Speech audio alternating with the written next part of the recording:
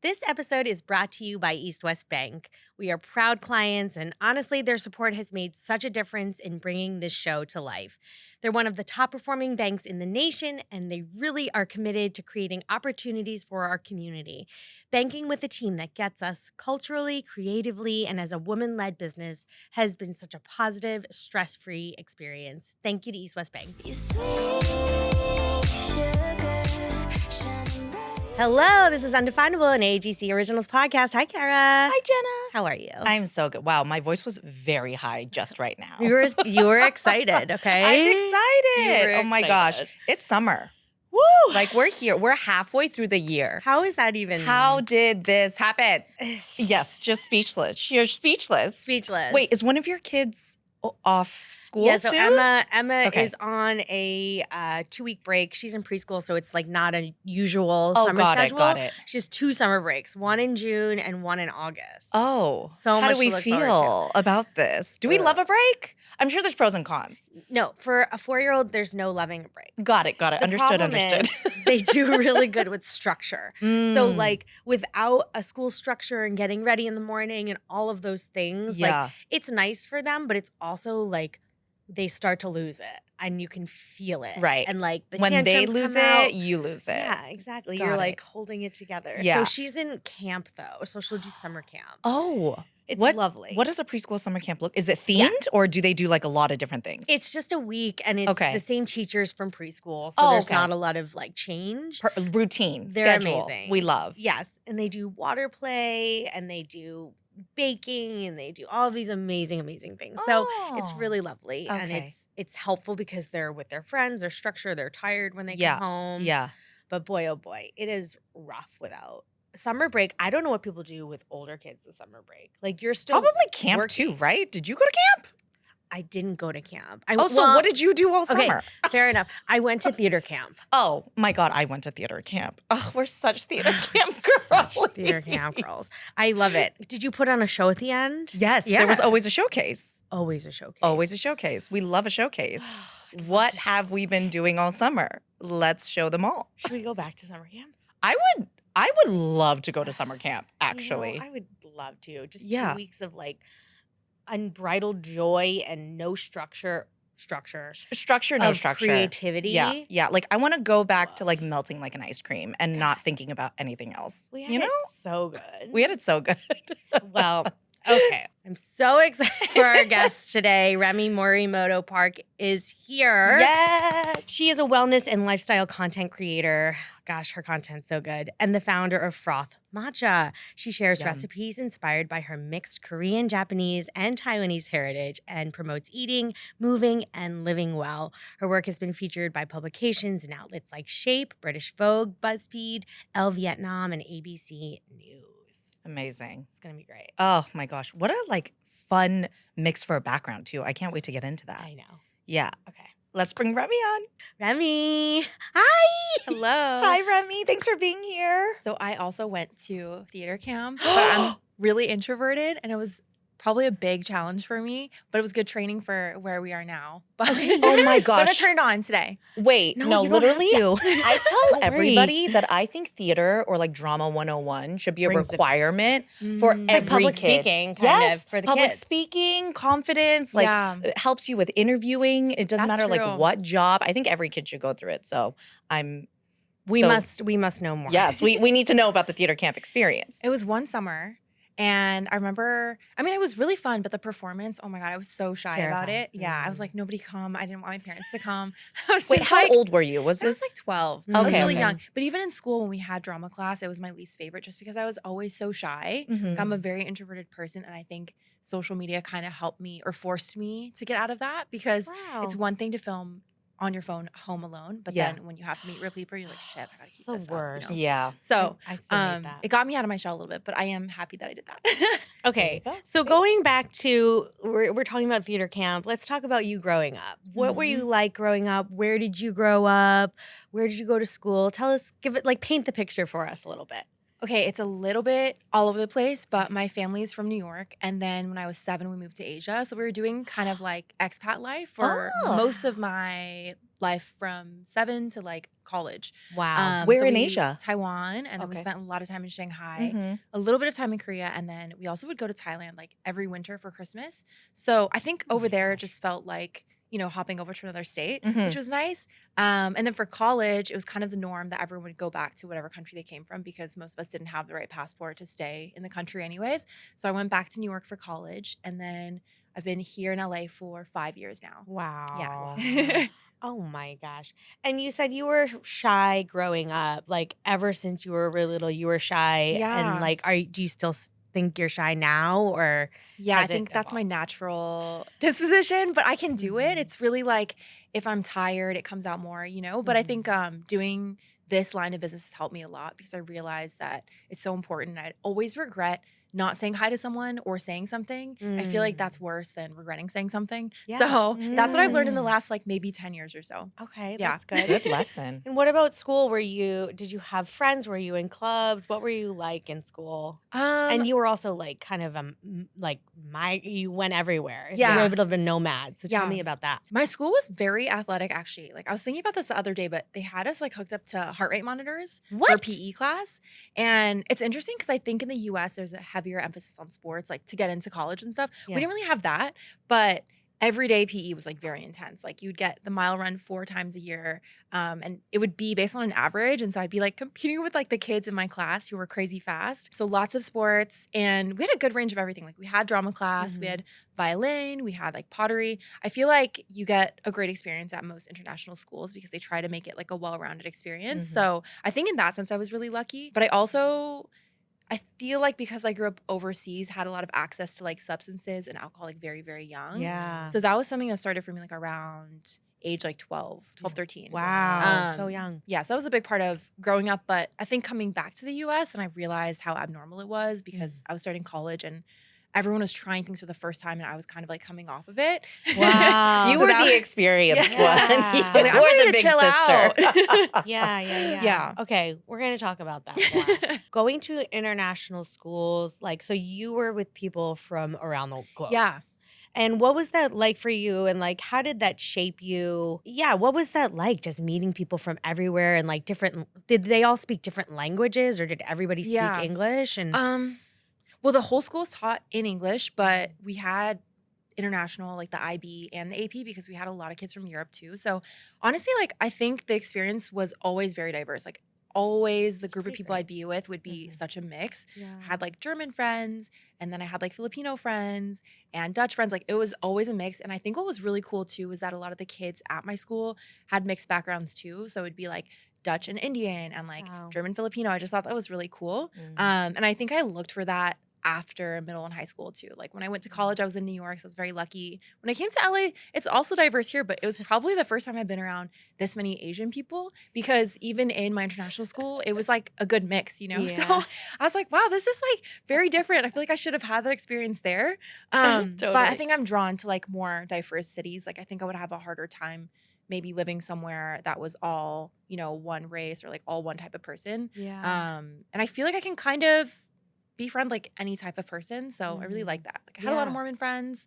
It was just really like a range. So Wow. yeah. Mm. And what did you study in college? I studied psychology. I think I wanted to understand myself better. And it was the Oh. only topic or subject that I actually enjoyed. So Yeah. I studied psych and then I never really used my degree. Right, because you're an entrepreneur, content creator now, and a really good one. But like, what did you want to be growing up? What were the dreams and aspirations growing up into college? I think I wanted to be a psychiatrist, Mhm. but I'm also really emotional. And I realized that like I would be like I can't watch a Disney movie without crying. So like it would just be terrible, They make them that way on purpose, though. I'm telling you. Yeah, I Like I open know. TikTok and it knows I'm sad and I start I'm like, Yeah. oh my God, all I do on this app is cry. So You're like, I'm gonna sit with every patient cry and for be a them. mess. Yeah. exactly. So I was like, okay, this is probably not for me. And I didn't really want to do more school. So I tried to take it consulting and like organizational psychology. And I worked at like a tech consulting firm for a little bit, but it was Wow. like 3 months. I didn't really last long. And then social media kind of took off. So it Mhm. wasn't my plan, but I just ended up doing it to see how far it could go, Yeah. or until I figured out maybe something that I enjoyed a little bit more. Mhm. And then here we are. That's crazy. So what year was it that social media started to take off for you and like that Um, like experimental year like the beginning years? it was probably 2016, so a long Okay. time ago. Mm. I always tell my friends like I'm like a fossil on social media. I've been doing this for a No. really long time. It's We didn't have TikTok. We Yeah. didn't have Instagram stories. Like right. it was Right. static posting only. It was a different time. And what was your content like? Take me through like the beginnings of I think I want to try this. Yeah. Let me see what was your content like back then? Because nobody was thinking about it the way we're thinking about it now, right? Yeah. I think for me, it was almost like a scrapbook or like a digital Mm. diary, because at the time I was also working on recovery. So I was like going to meetings, working with a therapist. And I think I'm just naturally the type of person to really like document things. Mm. So at the time I was like posting a lot of recipes, a lot of like vegan food that I was like trying or learning how to make. And I think it was just like a right timing thing, because veganism I think was a little bit more popular at that time, but also like mysterious to people. Like we didn't know how to make a vegan mac and cheese yet. Like, Right. nutritional yeast was like, what is that? Right. So I think the timing was just right. And then it kind of just started to take off when I think brands realized that maybe it was more cost efficient to work with influencers versus doing like traditional advertising. So a lot of the partnerships at that time were pretty big. Like, I feel like now we have a lot of like influencer campaigns, but it was more like 2 or 3 part campaigns back in the day, where it'd be like you show up on set, you film a campaign, and then you post it, but they also Yes. use your face. So Yes. it was really cool. It was definitely like a 180, and also the moment where I was like, shit, I need to like not be introverted and like shy. I have to like make it work. Yeah. So Yeah. I guess this is a broad question, but like your content has grown, the landscape has changed. Like how have you as a creator evolved with the landscape, and do you feel like you've stayed the same or like moved with it? Do you know what I mean? Yeah. I feel like I've changed a lot Mhm. in terms of what I share on social media, because back then I couldn't visualize what it meant to have like 100,000 followers or even 10,000. Yeah. It just felt a little more anonymous back in the day. There's Mhm. something about maybe the access that we have to people, or just like the way we post really casually on TikTok, or maybe it's like Instagram stories even. But I started to realize that I was really oversharing. And I think that's why it resonated with people in the beginning, because I would talk a lot about like recovery and like what I was going through. But then as I started to kind of become aware of how many people were consuming Watching? that content, I Yeah, was like, yeah. wow, I'm really oversharing. So I started to pull it back a little bit. I think also for the sake of like my sanity and just Mhm. feeling like I had something to myself. And then I think there comes a point where you just feel like it's very repetitive. Like I loved creating, but it didn't feel creative anymore. Mhm. So I was like, how do I keep posting and keep showing up, but then keep things interesting for myself? And I think that's why I started to post myself more, in the hopes that like I could be the niche and like see would people stick around to kind of consume whatever I'm doing. Mhm. And Yeah. it kind of worked. Like I think Totally. being online for so long helps. But I'm lucky that people put up with me just kind of posting whatever I'm into at the time. It's like, this is my current hyperfixation, and then, it just Yeah. kind of shifts. Yeah. Yeah, I mean, you are the brand, you are the Mhm. people. They're there for you, and also for the level of content that you Mhm. make and the interests that you have align with them in some way, shape, or form, right? Some, are there for your recipes or there for your personal, stories.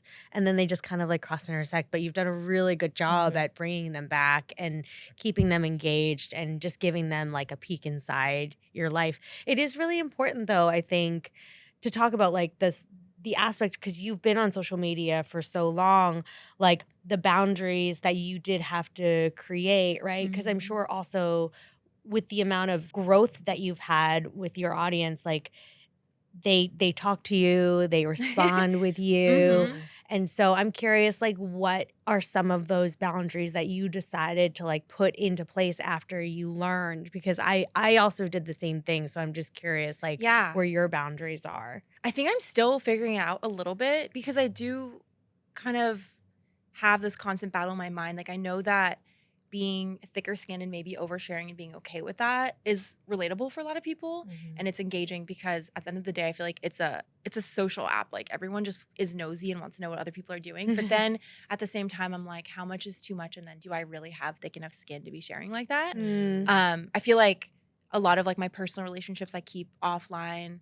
Any kind of like romantic relationships, like even my family, which I used to share more, just because I realized that the people that I'm including are maybe not as not media trained, but like their accounts, their profiles, they're not like trained to think about so many people looking. And I realized like, oh my gosh, my little sister's like posting out our window, you know, like little things like that. And so it's like one thing for me to be maybe on blast, but like other people in my life, I think I'm a little bit more protective of. For sure. But I'm trying to challenge myself this year to kind of be a little bit more open again, because I do feel like there's been a huge shift from when I started to now. And a lot of people will tell me that like, oh, you know, I wish you would like be more open. Like, I feel like you're not really sharing like you used to. So I'm like, I don't know. I'm figuring it out. Yeah. It's about always like, I think, adapting and adjusting as well, right? Because I think you're right. I think in this new landscape, like we were all talking about, where there's so many, you know, influencers, so many content creators, so many people online, but people do gravitate towards people that they feel like are, you know, being authentically themselves or being open or sharing because it feels like they can connect to you in like a special or deeper level and see the world through your perspective, right? Which is what they keep coming back for, obviously. But that's a very interesting teeter-totter, I feel like, that you have to figure out. Definitely. Like I would love to be open again and maybe find a way to make it sustainable. But That's it though. It's like being sustainable because you are online, you know, and this is your livelihood and this is like, you know, this is your job, right? In a lot of ways, I guess you could say. And the mental health and sanity, you know, you got to keep the peace That's the for thing yourself. too. It's like, it's hard to show up, I think, especially if you're going through something. That's where I start to get a little bit feel more closed off, because back in the day, like if I was going through something, oh my God, I'd be like, it's just like on blast. Here we go. On it, you're going. Like, like, shit, I'm like posting. But I think like going through something this year, I realized like there's still ads that have to go up. There's still work to be done. And I feel a little weird being like, oh, I'm going through this terrible thing. And then next day posting like super dolled up, you know? So it's like, I guess I just won't share until I kind of figure this out. But that, I feel like it'll change soon too, because I am older. Like I'm in my 30s now. And I think about like kids and how that would look too. So I don't know. Oh yeah, totally. It'll shift. It'll totally shift. And I think that's okay. It's like, you know, when I became a mom and like a lot of my followers were fans. And so like a lot of it, they were there for more of the acting and the glee of it all. And then all of a sudden it was like, wait, who is this person I'm following? So it definitely shifts with your life, but you've done such a good job of like, you know, growing with people as well. Oh, thank you. So one of the things we most admire about East West Bank is how consistently they've supported Asian families and entrepreneurs for over 5 decades. They lead across entertainment, technology, and global business, but what really stands out is their commitment to seeing their clients succeed. For AAGC, partnering with them has been such a game changer. They understand the needs of Asian American founders, especially women-led companies, and they show up for us in every way, from smart business advice to day-to-day banking support. We say this all the time, but it's so true. Being with East West Bank feels like having a personal concierge. They pick up our calls, they answer every little question, and they cheer us on like they are part of our team. The level of care is unreal.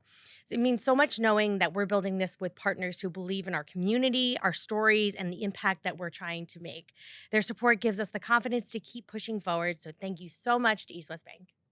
Okay, so let's talk a little bit about, you touched on it before, about, you know, being in international school, coming back to the US for college, and going through that experience of being exposed to a lot of like substances in high school and then going through recovery. Yeah. Talk more about what that journey has been like for you. I think the interesting thing about it is now it's been like 10 or so years, and I feel like pretty solid in just like my lifestyle in general. I think a lot of people just assume it's like a vegan thing or like a wellness thing where I'm just like not touching substances or drinking. And sometimes I kind of think that way too. I'm like, oh, it's just like the lifestyle. But there are moments where you realize like it really is a disease, and it doesn't take a lot to kind of be reminded of that, I think. So for me, I think it started really young, and I don't know the exact cause, but I feel like the move was a big part of it. Just like feeling like I didn't have control of anything really. Like it was such a shift. Everything I knew was different. And I have OCD. So I think for me, it's all about like control. And I think instead of like expressing my feelings, I was doing like a very like introspective thing or like an internalizing thing. And that's where like the substances helped me a lot because I just feel like it dulled the feelings or it made me feel more extroverted or able to communicate or have a better time. So it all started very innocent. Like I think there wasn't all that much to do. Like we didn't drive over there. Like you couldn't just like get your permit when you were 16. There just wasn't a lot to do except for go to the clubs. So we'd be at like these foreign nightclubs and like the bouncer would be one of my classmates and the DJ would be another classmate, you know? And there's no, you don't need an ID or nothing. Like it's just very accessible and cheap. So we'd be there like $20 for an open bar and then just get like absolutely wasted because we had no idea what we were doing, you know? And I think it just like spirals because you start with something like alcohol, which seems like harmless, and then everyone's smoking weed. And then once you've tried that, it's like, why don't we just try other things? Right. So the first night that I ever went out, I tried multiple things at once. And I think because I started pretty up there, things felt less serious for me. Like I started with ketamine and lots of alcohol. And then at that point, I was like, well, I've already tried like pills. Like I might as well Try this. do other things. Yeah, like weed is natural, you know. Yeah. But I set these boundaries for myself. Like I would never smoke something. I would never inject something. It always something that I never would do and then I would just do it. And it just escalated like very, very quickly. And then by the time I was about to graduate, got to a point where it started to interfere with grades and school a little bit. Like before that, I had a pretty good handle on like Thursday to Sunday. I was pretty messed up, but I would always show up to class and like still get good grades. But at that point I was like, I don't know if I can like continue this and graduate with good grades and show up to school and then go to college and like keep doing this. And I think like the separation from that environment, like leaving that high school helped me a lot because I just had like a new opportunity and also like less access. Like you needed a fake ID.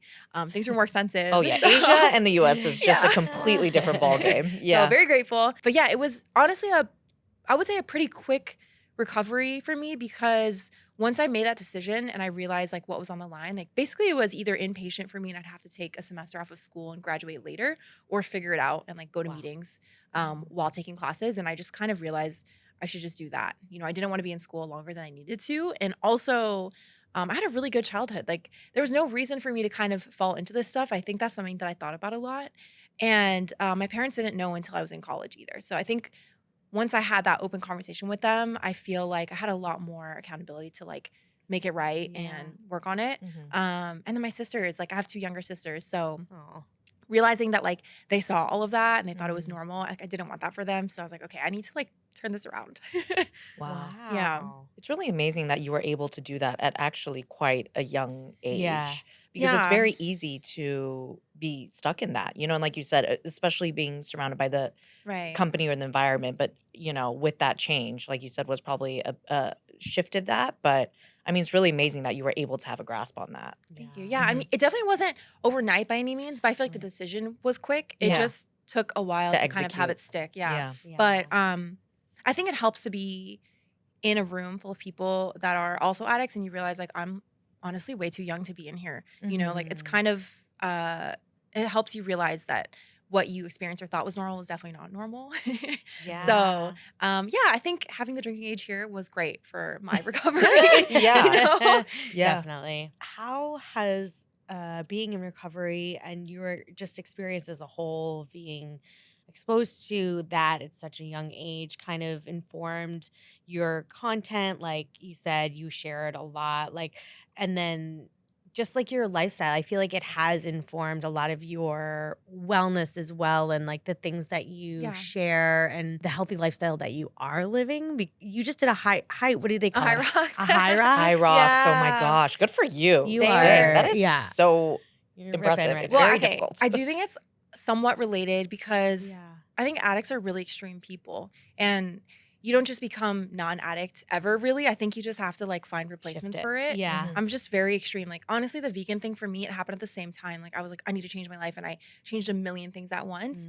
And it stuck, but like it's always like that for me. I need a goal. I need something I'm working towards. So in a way, I feel like it can be a benefit for me Yeah. at times. But I think to your point, it made me obsess over wellness a little bit for a while. And then it took time for me to find the balance of like, okay, how do I make this a realistic lifestyle, not be like something that's Yeah. consuming my mind. And the fitness thing is like huge for me too. I feel like you have a really good fitness routine, but mentally I noticed that everything mellows out a little bit more. When that's off, things are more likely to flare up.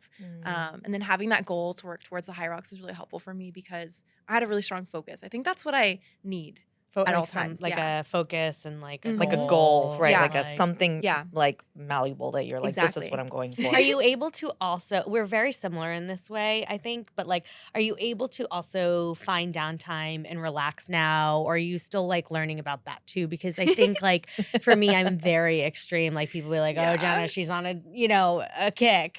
Right. And it's hard to then like jump off the kick and turn down, which I think is also important for wellness, Yes. right? Yeah, it's definitely really hard for me. I had like a little burnout after my high rocks because I was just going, and then it was Christmas and I got sick. So usually what happens is like I'll get sick and that forces me to rest. But It's like your body literally being like, girl, Exactly. Stop. yes, girl. exactly. But I've really tried to kind of schedule it in knowing that that's going to happen. So my goal this year for 2026 was to not get sick at all. I haven't yet. Knock on Knock on wood. all the things. We'll knock on for you. Here we go. But yeah, I'm just like telling myself that scheduling it in makes it equally important. And it's funny because I would like say stuff like that online, like you guys need to schedule in your self-care. And if you can't find the time, like put it in your calendar. It's equally important. Then I just like wouldn't do it. Yes, totally. So It's I'm the trying to do hardest it. to take your own advice, though. We all 100%. know what it is, you know, 100%. but to actually execute Mhm. yourself is always a whole nother Yeah. beast. Yeah, I'm working on it. fair enough. You're also an entrepreneur, and you launched a matcha line called Frauth. When did you start? It was about 2 years ago, but the idea started maybe like 6 years ago Wow. when I lived in New York. It was just before COVID though, so kind of like Mhm. put everything on pause and I was like, we don't need this right now. Yeah, We for can wait. sure. And then I made a move over here. So a lot changed, but it's something that I really wanted to do because at the time, like maybe 6 years ago in New York, there weren't that many great cafes or like options for matcha. Yeah. And as I was doing my research, a lot of the brands were not owned by Japanese people. Mm. I honestly think it's kind of a cultural thing, like personality wise. Like it's not very Japanese to be like marketing or like, advertising really hard. Like they just kind of let the product speak for itself. But that kind of thing I feel like doesn't really work here. Like other Totally. people will do it that way. Mhm. So I was like, instead of complaining about it, I should just do it and try and see if I can do it. And that was my main motivation. And then also just kind of like trying to find the same type of matcha that I grew up drinking with my grandma because she would do that thing where she would like mule back so much tea every time she went to Japan. And I was like, there's got to be something here that like you don't have to keep doing that. But it is actually harder to find. And once I realized that, I was like, okay, this is something that I could see myself doing because I really loved it. And I think the mission became just like make it more accessible or understandable, I guess, for people. Like the quality, I think being higher would maybe not have flown 6 years ago, but I think now the general awareness around matcha has like increased a lot. Yeah. So people are looking for something higher quality. They like understand the flavor profiles.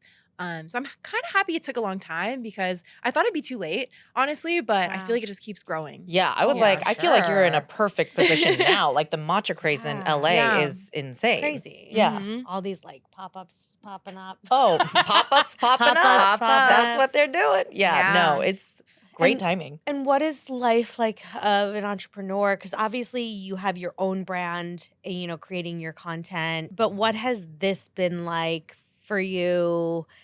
Do you like it? Is it hard? What has the experience been? I feel like for some reason I always end up doing something like entrepreneurial. Like it was never my goal to work for myself, but like I've just ended up in that boat like again and again. Mm. And I think with the matcha brand, I just felt like it was something else I could put my energy into besides just like myself. Like I think sometimes I'm still a little uncomfortable like promoting myself online, but like a product or a brand to me feels Mhm. fresh and like less personal in that way. So I think for me it was like refreshing and exciting, but it is so much work. Yeah. I think because I'm not into like logistics and operations. Mhm. I'm also not into numbers. So you're more creative then. I guess so. That's what I've learned. Yeah. Because I'm like, oh my God, an email, like, ooh, I don't want to open it. Ah. And I never used to be that way until the brand started. So yeah, it's a lot. I think, but what's exciting about it is like, it's only as risky as you're willing to Mhm. risk, Oh, if that makes yeah. sense. Yeah. Like, Yeah. and then you can only push it as far as you're willing to push yourself. So like a lot of it is really on me. It's not the same as like social media where you just like throw it out there and it's a gamble if it's going to be a hit or the video is going to flop. I feel like it's a lot more Yeah. um Strategic. For yeah, definitely strategic and like predictable in a way. Yeah. Yeah, so finding the balance, I haven't found it. I'm looking for it. Yeah.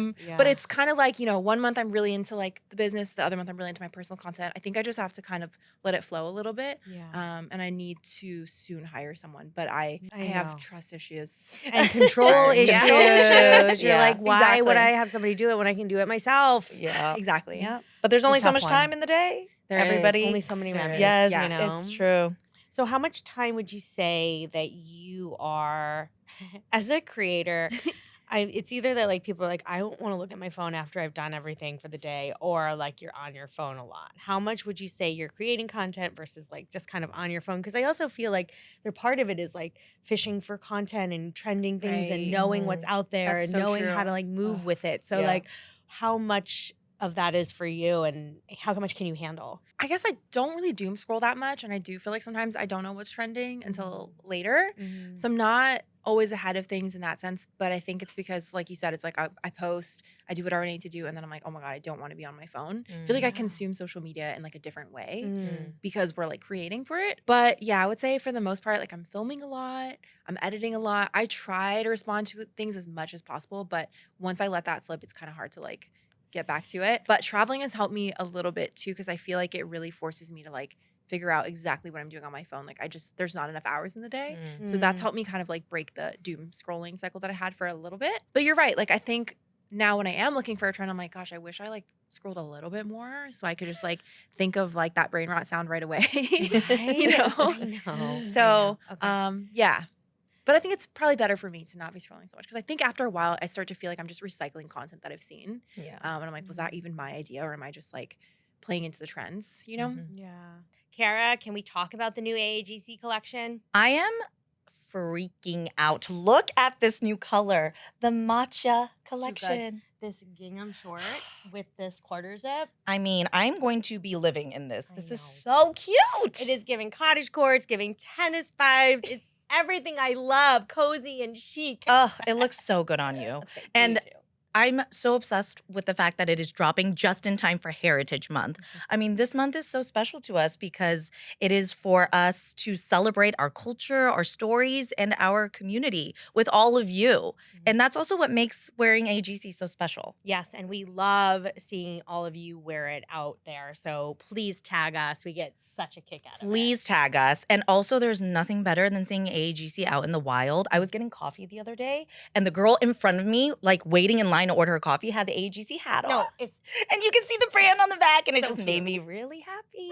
It made me really happy. so cute. And the I'm from here shirt, I love this. This is like AAGC to its Oh, core. this is the core. And Right. also revealing Cozy Kitty. Okay? If I could be embodied into a form right now, it would be this Cozy Kitty. Because this sweatshirt that I have on is also very cozy. COZY, cozy. Here for it. So if you are as obsessed with this matcha line like me and Jenna are, this line is available exclusively at AsianAmericanGirlClub.com. Do you have any hobbies or like is everything that you're doing like organically just still hot like things that you do for fun? Like I feel like sometimes when you do something for fun and then you're like everybody's like you should make it into a business and you're like that sounds great. I'll do it and then it's like no longer the fun that you Yeah. were hoping for. Yeah. So like what is the level of like the things you're doing every single day and how fun are they or like do you have to find other hobbies to kind of fulfill you? I am looking for a new hobby. So if you have a suggestion, Oh, let me know. we love a hobby. Yeah. Yes. Hobby. But I think working out was a big hobby for me, but then it's kind of become part of content now. So there is a little bit of that feeling of like this isn't just for me anymore. Yeah. I'm trying to think what I really love to do like offline. I really like to go on hikes. I feel like that's a good one for me, and I feel like I'm forced to be a little more present. Yes. And Welcome offline. to LA. Yeah, That- I'm like I need to take right? advantage of it. Yeah, you know? definitely. So that's been a big one for me. And then honestly, like cooking things that I never post, like that feels like a treat to me. I love That's that. so nice. So, you know, like, Wait. Cooking in that because I have to wait for good lighting. Yes. I have to get like the most presentable zucchini, like things Yeah. like that. So Oh when my it's just gosh. like not the most presentable. It's like dark. I'm just cooking for myself. That is like a treat to me. I feel like I have to do that every once in a while to remember like, oh, I do actually enjoy Love cooking. this. Yeah. You know? Without like having to stop and Right. shoot and do Yeah. the whole Right. thing. Okay, wait. The most presentable zucchini. Like, talk to me about content that like you've made that like in the middle you're like, I can't do this right now, or like how often does it happen that you like have content you're like, I hate this, I'm not going to use this, this isn't Oh my doing gosh. anything for me? Yeah, so often. But I've tried to like challenge myself to tone down the perfectionist thing because I've realized that oftentimes a lot of things that I post that I think are gonna suck tend to perform really well online. Like it's almost the most frustrating thing. But I just realized like it's always a game of like quality and quantity. But if I hold myself too much to the quality thing, I just never post. And once I get in that cycle, I could be off for like 2 weeks. And I'm like, this is terrible for my algorithm. So Yeah. I just try to focus on like, as long as it's like 75% there and I feel decently good about it, like I just try to put it out. Okay, It is so funny with content because a lot of the things I think, that we're perfectionists about, Yeah. and you like really realize like nobody cares. Not that nobody Right. cares. Yeah. People care about the content, but nobody Right. cares that like the one thing was like an angle Exactly. off or like, Exactly. you know what I'm saying? Like the hair was like, or whatever, like the littlest things that we can't stop staring at. Yeah. I know. Yeah. No, exactly. So I try to do that. It's still tough sometimes, but Yeah. I'm like, something is always better than nothing. I feel like it's Yeah. like working out in a way, like you just have to kind of like Show up. Yeah, exactly. Like get the workout clothes on and show up. Exactly. Just get there. Yeah. you know. Wait, I wanted to go back, sorry, Jenna, really quick to Please. when you were talking about the cooking because Yeah. we didn't really touch on your background. Mm. Do you cook Japanese, Taiwanese? Like, do you cook things from your background? What do you cook when you're cooking for yourself? Honestly, a lot of the times it's like a really high protein, like ugly bowl. Like it's just fuel for the gym. if I'm Lovely. being so Wellness. honest. But how nice is Health it to and make an wellness. ugly bowl? Right. Yes. An It's, ugly like, bowl is very sometimes the best relaxing. bowl. Yes. Yeah. like all the things you know Oh, are there I for a love an ugly bowl. reason. Exactly. Yeah. But I would say my cooking styles kind of changed a lot because originally I was trying to find like vegan recipes that didn't already exist. Right. Yeah. But at this point, it's been around forever. People know how to do it. It's not like anything revolutionary anymore. And I think for a while I was trying to create new recipes, but I was like making stuff up basically, like just so that it would be unique. And I realized like, okay, there's no need to do that. Right. And so for like a year or two, like my inspiration was just looking at traditional recipes from my background. Like, okay, how can I make this vegan friendly or like more plant-based? And that was a really fun journey for a long time. So I wrote a cookbook basically under that premise of like, let me try to figure out these recipes that I grew up eating. How do I make it vegan? Wow. And actually like That's cool. traditional Asian cuisine, a lot of it doesn't have dairy. So Yeah. it's actually doable if you like play around. And a lot of Asian cultures have like that religious background, like some kind of Buddhist or temple background. And then there is a sort of natural vegan food that you can find. Yeah. So that was kind of fun. And then nowadays I would say it's kind of listening to my cravings a little bit more. Maybe like eating things that I hadn't eaten in a long time, like a PB&J every once in a while, just for fun. Fun. You know? Because I'm like, I need to just eat like normal food, not like presentable social media LA food, if that makes sense. Yeah. Oh yeah, definitely. So like I went to Austin recently and I remember telling my friend, like, it's so cool. People just eat like normal food here. It's like refreshing. And then I was like, what am I saying? Like, 5 years in what? LA, that's what it'll do to you. Yeah. No Yeah. adaptogens, Yeah. no like, Yeah. herbs. It's just like straight food. And I was like, that's refreshing. And I feel like it's a full circle wellness moment for me in a way, because I think like if you're too dialed in on the wellness and you can't enjoy something for the sake of just enjoying it, I feel like that's a little, for me at least, like a little bit of a gray area. Yeah. You know? What a good lesson to always tap into the joy, right? Yeah. Because eating is so joyful. It is. Yeah. No, everything has to be joyful, right? We have to like find the joy in Yeah. all of the things. Definitely. Okay, so we ask everybody what they're like growing up, of course, but I would love to know also, just to bring it back, what advice would you give younger Remy that you wish you knew then? I think the advice I would give my younger self is just to be open and say yes a little bit more. I used to be a big believer in life having one path for you and that it was determined and like you had to do things a right and a wrong way. And so many times when things kind of went wrong, I realized that there's never a wrong decision. Like everything just shifts according to the decisions that you make. So that's definitely, I think, what I would tell myself, because I was always so concerned with like, what if and like what's going to happen. I think I took decisions so heavily because I just was afraid to make the wrong one until I realized like the only person in charge is you, you know? Right. So yeah, I think that would be probably what I would tell myself. I probably wouldn't listen when I was younger, but I mean, when we don't know, that's all we know is to like not listen. Yeah, or to, we don't like, know we what have we to don't know. test. We have to Yeah. test the boundaries. We have to test the things. I remember what I was going to ask you. Are you a perfectionist as well? yeah, I'm trying to work on it though, and I feel like in some ways there's certain things that I don't really care that much about, but I Yeah. definitely am a perfectionist in a lot of ways. Like I'm one to like redo things all the time. I think once I realized that I had limited time, especially working with a smaller team, I was like, this just has to go because there's no way I can survive in this industry and do what I'm doing if I'm gonna like be stuck and be the own person in my way. I Yeah. think that's what was pissing me off. I was like, it's me. I'm Yeah. like the only person standing in my Yeah, way. like it's fine. Yeah. I'm curious also when you work with brands because it's such a big part of the Yeah. creator industry is like working with brands and utilizing brands organically and tagging and doing all of the stuff. Like, how do you approach working with brands? So there's a lot of things I can't do. And I used to always joke with my manager, like, man, I shouldn't be so open about like all these things I don't like and I don't use because it's really limiting if you do it in an authentic way. And I think people put a lot of pressure on content creators to be authentic to whatever perception they have of them.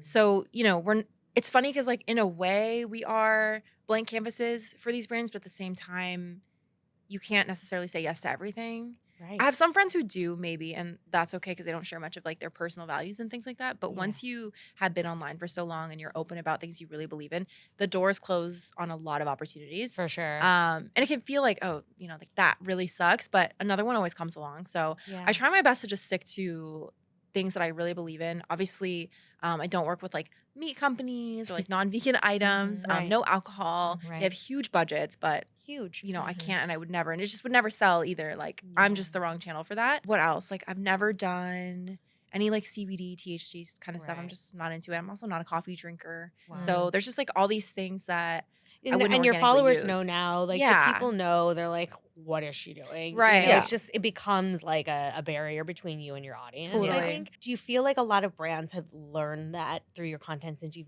been around for so long? Or do you feel like you are still saying no to a lot and they're still trying? I think it's gotten better. In the beginning, I think brands also didn't care who was promoting what. They like saw people as just like billboards basically. And then I think now they've a follower realized count, Yeah. engagement. I think they understand more the importance of like finding the right person. And sometimes it's like a micro influencer, but for a very specific reason. So I feel like now when I'm approached about a campaign, it's really refreshing because there's a lot more thought behind it. Like, hey, we want to work with you because of this reason or this video we saw and this is the angle we have in mind.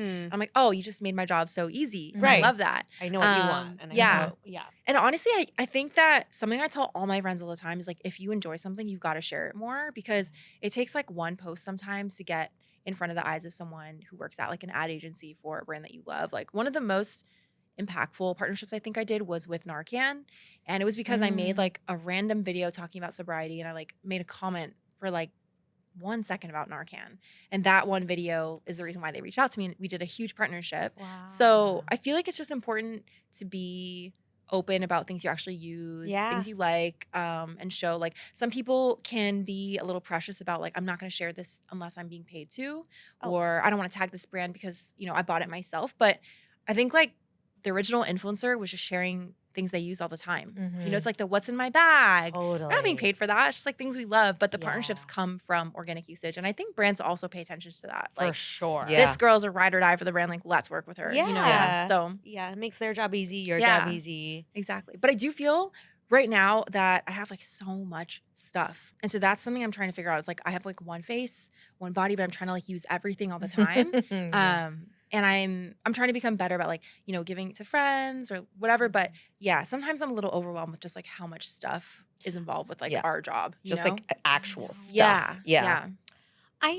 I wonder about that. Like, maybe this is a conversation not for the podcast, or maybe we leave it in the podcast of like the amount of gifting, the amount of stuff you get to try, how much you're actually using. Like, I think brands are getting better at it by asking, like, do you want this gifting? Do you want to try this now? I always appreciate that versus just sending like a ton of stuff that's going to go probably in a landfill somewhere, right? So like, I really wish that there was a way that the PR of it all could have a better system put in place so that way And if not, like, is there a way to like give it back? Like, Yeah. I feel bad sometimes. Like, I'll share it with other people, of course, but there's also, I'm like, I feel bad for this. Like, It's just do not they very want it back? sustainable. You know? I know, Yeah. yeah. Mhm. And I think like now being on the other side as a brand owner, I am mindful because like I want to make it cute, but I know that cardboard box is gonna end up in the trash Yeah. anyway. So I'm like, Yeah. let me just save on packaging. Yeah. Yeah, and I feel like nothing in life is free.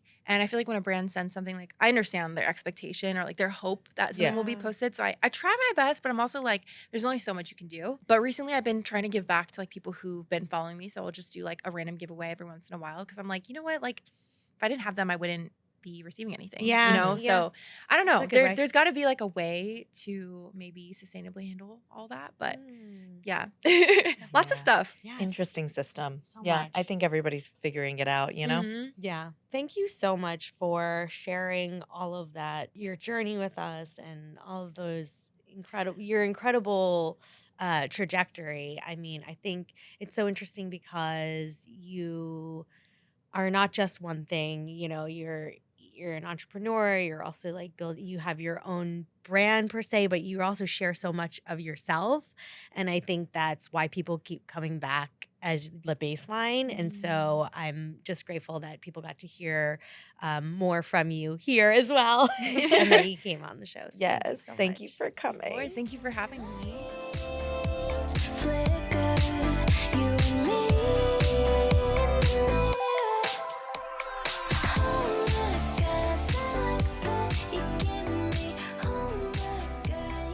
You've been listening to Undefinable, an AAGC Originals podcast brought to you by Asian American Girl Club. Executive produced by Maki, Jenna Ushkowitz, Samn, and Kara Wang. Edited by Jacob Ho. Intro music by Gloria Kim. Thanks for listening.